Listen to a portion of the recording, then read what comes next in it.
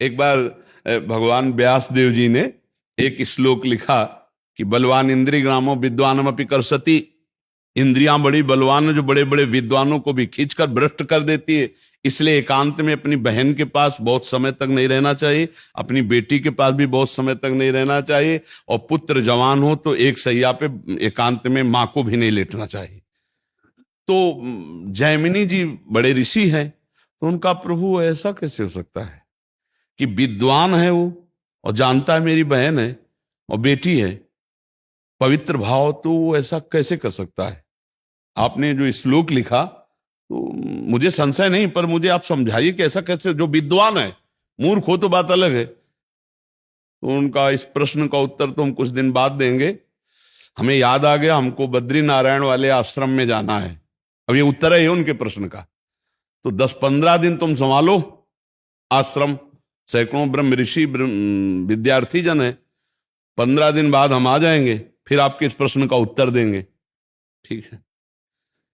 उसी शाम को हल्की सी वर्षा होने लगी। भगवान है व्यासदेव जी, संध्या का समय, और 16 वर्ष की अवस्था धारण की, श्याम रंग, अरविंदाक्ष नेत्र, और छम छम करती हुई सामने आ गई। और गंगा स्नान करके सब ऋषि जन ऐसे जा रहे थे, सब ऐसे।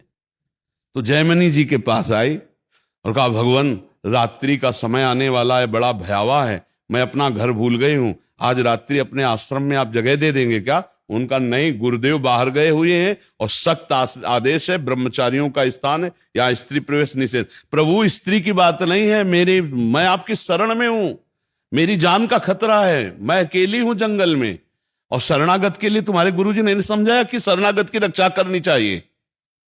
अब गुरुजी हैं, उनको कौन काट सकता है? जैमिनी जी ने कहा, बात तो तुम्हारी सही है कि तुम्हारा स्त्री शरीर है, अभी देखा नहीं, स्त्री शरीर है और गुरु जी है नहीं, और तुम्हारी रक्षा भी कर। अच्छा, ऐसा कर सकते हैं कि हम अपने आश्रम में एक झोपड़ी खप रहला था, उसमें अलग आपको दे देंगे, दरवाजा लगा, आप बंद कर, मैं भी कहूं तो दरवाजा रात्रि में मत खोलना, सुबह निकल जाना। तो उनका, जैसी आपकी आज्ञा, मेरी रक्षा हो जाएगी, चलो दूर चलो, और वो कुटिया है, जाओ दरवाजा अंदर बंद कर लो जाकर, यहां सब ब्रह्मचारी रहते हैं। अब जाके जो संध्या वंदन करके ध्यानस्थ हुए, फिर दिमाग में आया कि हमने पूछा नहीं कि तुम रात्रि में अकेले कैसे फंस गई, आखिरकार हो कौन, कहां से आई हो, तुम्हारा ब्याह हुआ है कि नहीं हुआ है, विविध प्रकार का उसी का चिंतन होने लगा। तो ध्यायतो विषयान पुंसात संगास्तेषु उपजायते, संगात संजायते कामः, कामात् क्रोधो विजायते, क्रोधात् भवति सम्मोहा, सम्मोहा स्मृति विभ्रमा, स्मृति भ्रंशात् बुद्धिनाशो, बुद्धिनाशात् प्रणश। पहला रोग शुरू हो गया, ध्यान।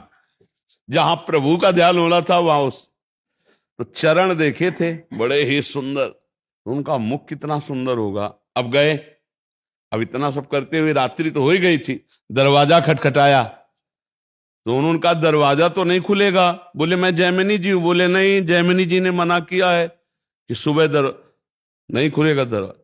तो खपरा हिलाए थे, कोई लिंटर तो था ले खपरा हटाए, बांस हटाए, कूद गए।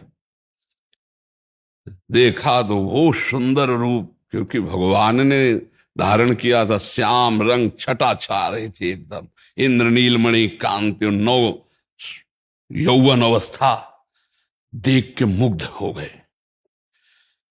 अब सब पूछना भूल गए कि तुम कहां से आई हो, क्या कुछ नहीं पूछा, तुम्हारा ब्याह हुआ है? नहीं। तो तुम ब्याह कर सकती हो? हाँ, हमसे कर सकती हो?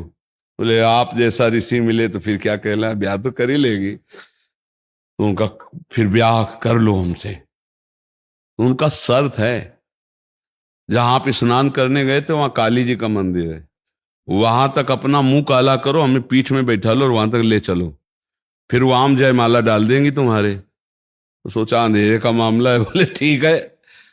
काम कितना प्रबल होता है, मुंह काला किया, पीठ में बैठा ला, घुटने के बल चले। जब वहां पहुंचे तो 2 थप्पड़ मारे, तब उन्होंने देखा तो भगवान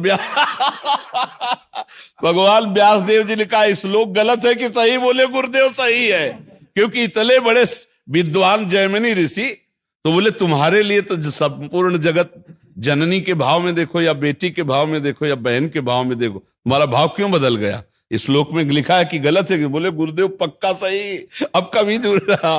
तो ये बात है कि बड़े बड़े विद्वानों की बुद्धि एकांत में संयोग प्राप्त करने के लिए भ्रष्ट हो जाती है, इसलिए बचना चाहिए, शास्त्राज्ञा से चलना चाहिए।